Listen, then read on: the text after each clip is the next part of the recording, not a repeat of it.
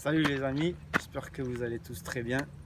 Tout à l'heure, j'ai indiqué que j'allais faire une vidéo pour lancer le concept. Alors le concept c'est ça, en présentant ma voiture. Donc je vous propose de regarder vite fait la voiture. Pour les purs connaisseurs, c'est un modèle de 97, superbe. C'est une Subaru Impreza GT Turbo. Elle est totalement d'origine. Alors moi ce que j'aime sur cette voiture, déjà c'est la couleur. Toute Subaru, que ce soit nouveau, ancien, bas de gamme, haut de gamme, pour moi ça doit être bleu avec les jantes dorées. Pour moi c'est la base d'un Subaru et je trouve que cette voiture elle est magnifique comme ça, que ce soit la 97 ou un WRX ou un nouveau WRX, vraiment c'est la couleur de base d'un Subaru pour moi. Après ça n'engage que moi. Les mecs aussi peuvent faire des camouflages dessus ou ce que vous voulez. Un Subaru pour moi ça doit être bleu. Alors pour commencer, voilà, vous la voyez comme ça, elle est totalement d'origine cette voiture. Vraiment d'origine. La carrosserie d'origine. J'ai refait la peinture. Là on a le petit aileron qui passe bien. Voilà. Après les mecs qui font un petit peu de tuning rajoutent sur ce genre de modèle un gros aileron qui fait encore plus tuning, encore plus sport. C'est magnifique. Après moi j'ai choisi de laisser celui-là tout simplement parce que je le trouve bien marié avec la voiture. C'est-à-dire que cette voiture, dès que je l'ai trouvée, elle avait cet aileron, j'ai décidé de le garder. Là, par exemple ici, on se rapproche, on a un pot en inox pour faire un bruit assez sympa. Donc c'est assez cool d'entendre le bruit dès que vous démarrez, c'est assez sympa à entendre. On a ici, ça c'est vraiment d'origine, c'est un rajout de pare-choc qui fait un peu plus sport. Ça fait baisser vraiment la garde au sol du pare-choc et c'est assez sympa. Je l'ai laissé de couleur plastique, gris plastoc. Je pouvais le mettre en couleur bleue mais j'ai décidé de le laisser pour couper justement la couleur du bleu parce que voilà, je trouvais que c'était plus sympa de la laisser. Après voilà, on a le feu ici, vraiment typique de ces voitures, c'est à dire que le troisième feu stop, pour être bien voyant, il est mis sur l'aileron, donc c'est assez sympa. C'est un branchement assez sympa qu'ils ont fait, vraiment simple ici. Et je trouve que c'est assez sympa voilà. C'est au niveau de la taille moi que je parle, c'est pas vraiment au niveau de l'emplacement du feu, c'est vraiment au niveau de la taille. Voilà, il est énorme. C'est un feu stop qui est vraiment très énorme. Après, on a un petit sticker ici. Premier Subaru Rally Monte Carlo 97. Voilà, cette année-là, la Subaru avait gagné le rallye de Monte Carlo. Et ce sticker, il a été mis d'origine en fait dès les années 97. Et voilà, toutes les Subaru GT avaient ce sticker pour dire que la marque avait gagné le rallye de Monte Carlo, qui était un des rallyes les plus dangereux à l'époque. Donc je trouve que ça, c'est assez sympa. Donc vous avez vu déjà bon, l'arrière de la voiture. On a vu un petit peu les côtés. Là, on retrouve exactement le même rajout de bas de caisse que sur le pare-choc. Je l'ai laissé aussi de couleur noire. On a les jantes dorées, magnifiques, refaites. Il n'y a pas un brin de saleté, il n'y a pas un brin de cassure ni quoi que ce soit. Les jantes sont vraiment tenues en bon état et ça c'est assez sympa. C'est vraiment assez sympa. Après voilà, la voiture, elle a rien du tout. Elle est sympa. Après on passe à l'avant. Vas-y viens Lisa.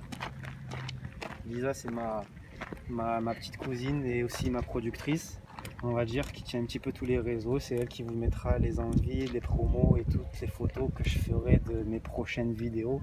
Si ça vous intéresse sur Insta, Facebook et encore plein d'autres choses. Si vous me suivez, vous verrez. Alors l'avant, parce que c'est bien beau de parler des Insta et autres, mais ce qui nous intéresse en ce moment c'est la voiture. Alors l'avant, on regarde bien sur une vue d'ensemble. On a les ouvertures sur le capot qui sont assez sympas. Là c'est fait exprès. Voilà, ça c'est une super ouverture, tout simplement parce que la voiture a un turbo et pour refroidir le moteur à 7000 tours, voilà, il faut vraiment beaucoup d'air. Et ça, c'est vraiment pour l'échangeur, c'est-à-dire que les mecs qui connaissent un petit peu en mécanique, l'échangeur, c'est une pièce pour le turbo et il doit se gaver vraiment en air frais. Et c'est très bien d'avoir une ouverture ici pour justement laisser passer cet air frais quand vous roulez. Donc c'est assez sympa et c'est assez bien trouvé de la part de Subaru. Et au niveau esthétique, je trouve que c'est magnifique parce qu'il n'y a pas beaucoup de voitures qui offrent ce genre de grosses ouvertures sur le capot. Donc je trouve que c'est assez sympa. On a aussi ces deux petites ouvertures que vous voyez ici. C'est assez magnifique. Tranquille. C'est vraiment beau. Moi je kiffe. En plus son nid d'abeille, tu vois. C'est assez sympa. Après, on a quoi d'autre? Ce qu'on peut dire aussi cette voiture. On a de belles lignes. Déjà, dès 97, on sent que les lignes étaient déjà bien sculptées. Voilà, on a le pare-choc. Vraiment un gros pare-choc. On a les ouvertures ici qui sont insolentes. On a la calandre avec le superbe logo Subaru. Ça, c'est un très beau logo que vous voyez ici avec les étoiles. C'est vraiment magnifique. Les gros feux en anti-brouillard, vraiment très insolent. C'est ça en fait le dada de cette voiture, c'est vraiment d'être insolent, c'est-à-dire qu'on en fait vraiment des caisses, mais c'est comme ça, c'est-à-dire que la voiture est faite comme ça, on aime le style comme ça, et c'est vraiment fait par des japonais, c'est vraiment le style japonais, ceux qui connaissent tout ce qui est Honda Civic par exemple, les dernières Honda Civic avec les gros ailerons, les grosses jantes, c'est vraiment insolent, mais c'est magnifique et on adore ça, et les passionnés de voitures japonaises aimeront toujours ça, et on veut que ça reste comme ça. On va passer à l'intérieur maintenant. L'intérieur aussi, pour l'époque, voilà, dès qu'on ouvre la porte, c'est insolent, parce qu'on a un double mélange si vous préférez, c'est-à-dire qu'on a un truc pour le sport, mais on a aussi un truc pour se retrouver dans son salon comme chez soi. Je m'explique. Lisa, vas-y, viens voir. Là, on a un siège baquet par exemple. Bon, là, c'est un petit peu troué, il va falloir que je répare ça. On a un siège baquet, mais à l'intérieur, on a un accoudoir. Alors, tu vois, ça, c'est un truc pour le sport. C'est vraiment un truc fait pour le sport. C'est-à-dire que quand tu roules à fond, c'est bien d'être plaqué, vraiment bien plaqué. Mais quand tu as envie de rouler tranquille et oublier le sportif, tu peux te caler avec ton accoudoir. Tranquille, voilà, pour rouler vraiment tranquille. C'est ça vraiment le double mélange dont je parle. Et je trouve que ça se marie bien en fait. Pour le mec qui a envie de faire du sport, ça se marie bien. Et pour le mec qui a envie d'être tranquille aussi, pas forcément rouler sport, ça se marie bien aussi, peut être tranquille. Tu regardes par exemple les cadrans. Alors là, on est en mode sport total, c'est-à-dire que tu vois les cadrans, ils sont en blanc, c'est magnifique. Voilà, c'est beau, c'est du cadran blanc. Ce qui m'a étonné aussi sur cette voiture, alors je vais vous montrer, j'arrive dessus. Alors sur cette voiture, on a étonnamment beaucoup de rangements. Voilà, je m'explique. Tu as un rangement ici. Alors les gars qui font un peu de sport, un peu de tuning, bon moi en l'occurrence je m'en sers pour mettre mon poste radio. Mais les mecs qui font vraiment du sport ou du tuning mettent des cadrans pour contrôler la pression turbo, la pression d'huile, la pression vraiment de l'air liée au moteur. Quand on a vraiment des moteurs qui sont modifiés, c'est bien d'avoir ces trois cadrans.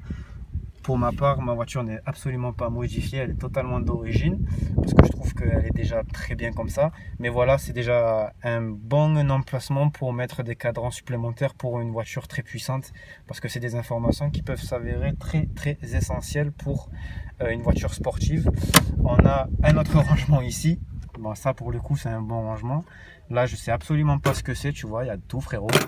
Enfin bref, c'est assez sympa d'avoir un rangement là. Et après on a la boîte à gants classique, voilà, où je range mes papiers de ma voiture, où j'ai voilà. Étonnamment, pour une voiture sportive, il y a beaucoup de rangements. Donc tu vois que le double mélange s'accorde ici aussi. Donc tu as un rangement là, tu as un rangement là et tu as un rangement là. Pour une voiture sportive, c'est pas forcément le dada. Mais ici, dans cette voiture, ben, on a beaucoup de rangements. Donc ça c'est sympa. Je vais même te montrer l'accoudoir, mon frérot. Dans l'accoudoir, déjà pour une voiture de 97, les amis, on retrouve un porte-gobelet. Alors je m'explique, le porte-gobelet, Je m'en sers pas du tout. Je vous le dis de suite, je m'en sers vraiment pas du tout, à part quand je vais à McDo et encore, c'est vraiment le dernier endroit où je mettrai ma boisson, c'est-à-dire là-dedans, parce que c'est un accoudoir. Mais euh, rendez-vous compte, pour une voiture de 97, il y avait déjà l'idée de mettre le porte-gobelet dans l'accoudoir. Donc je trouve que pour le coup, l'ingénierie japonaise, elle était en avance déjà. Donc ça pour le coup c'est assez sympa. Je trouve que c'est assez sympa même si je m'en sers pas. C'est assez sympa. Voilà, juste le petit astérix là-dessus.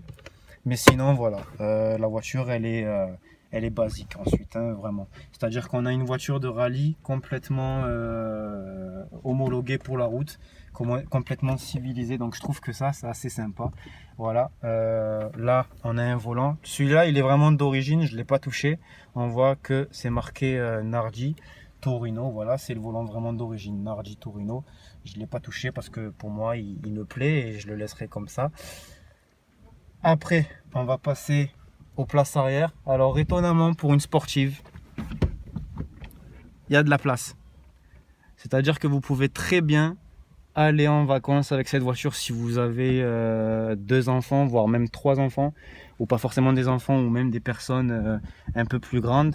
Vous pouvez très bien caler des gens derrière. Donc voilà, je trouve que ça, c'est pour le coup, je trouve que c'est assez sympa.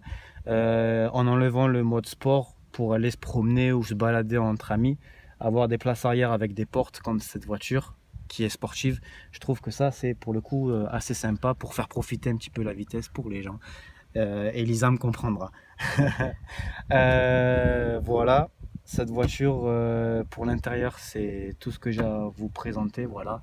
Et maintenant on va passer au truc vraiment le plus important et que vous attendez tous, c'est le moteur. Alors le moteur, on va le regarder de suite. Alors déjà si j'arrive à trouver la petite tirette qui va bien. Ah là.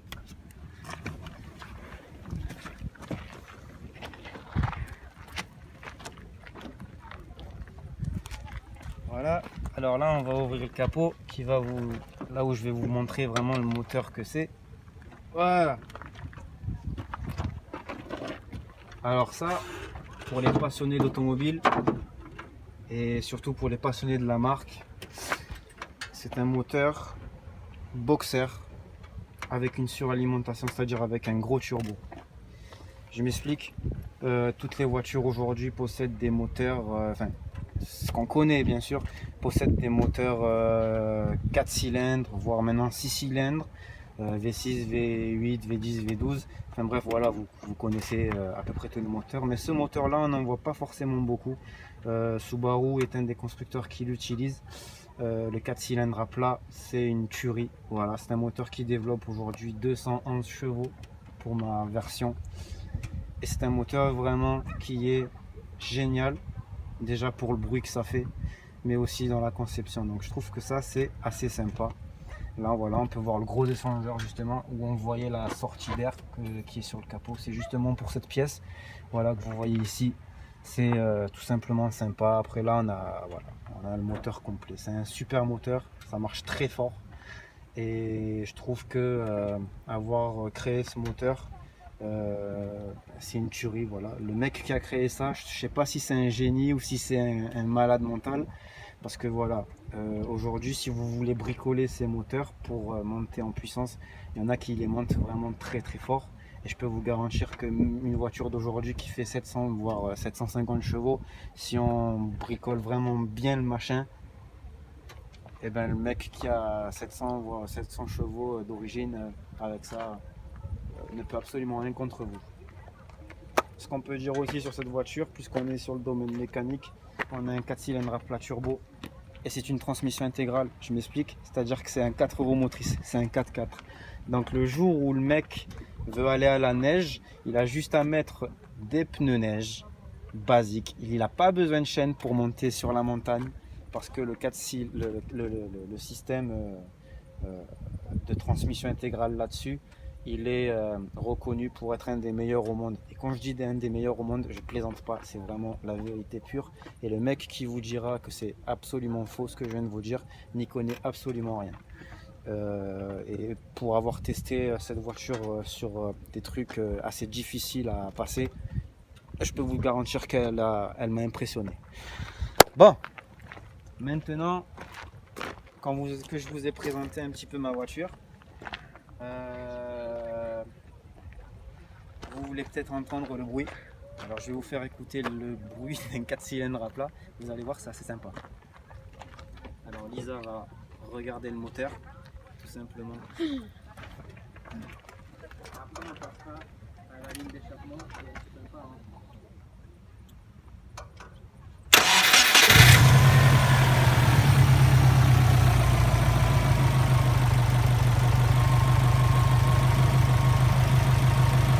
Bon là c'est un bruit basique. C'est un bruit basique. Voilà, c'est un moteur qui tourne.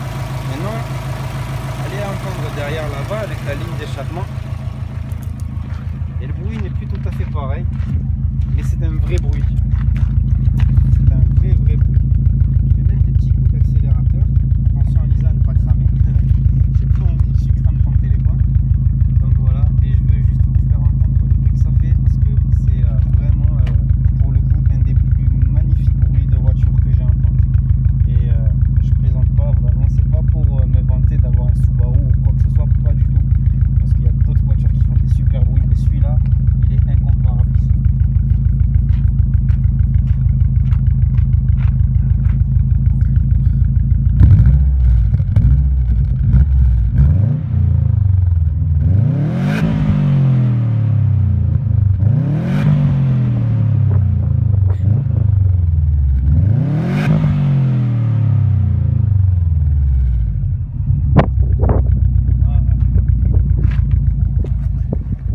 Voilà, après je sais pas ce que vous en pensez, moi je trouve que c'est un bruit qui me plaît trop. Vraiment il me plaît trop ce bruit et pour rien au monde je dirais à Subaru de le changer. C'est vraiment le bruit d'origine de la voiture. C'est pas un pot avec un clapet qui te donne plus de bruit. Donc moi pour finir, si j'ai une opinion de cette voiture, parce que ça fait 2 ans que j'ai cette voiture, ben j'ai rien à dire en fait, c'est une super voiture. Que ce soit sur le domaine sportif où j'ai envie de m'éclater, je m'éclate. C'est-à-dire qu'elle me donne vraiment des sensations. Après on est plutôt aussi en parlant du domaine tranquille, où je me promène avec mes amis, ma famille, ma femme, ou mon frère, ou qui tu veux en fait. Et ben ça le fait aussi parce que voilà, c'est une voiture qui est assez polyvalente pour une sportive en tout cas. Donc voilà. N'hésitez pas à m'envoyer des commentaires, que ce soit positif ou négatif. Vraiment ça sera très instructif pour moi parce que c'est ma première vidéo en fait sur cette chaîne. Et n'hésitez pas à vous abonner si vous êtes passionné. N'hésitez pas à envoyer des messages pour présenter vos voitures, pour présenter vraiment ce que vous voulez. Le seul but de cette chaîne, c'est vraiment d'être passionné et vraiment de se divertir et de kiffer à fond toutes les vidéos et toutes les voitures qui pourront venir.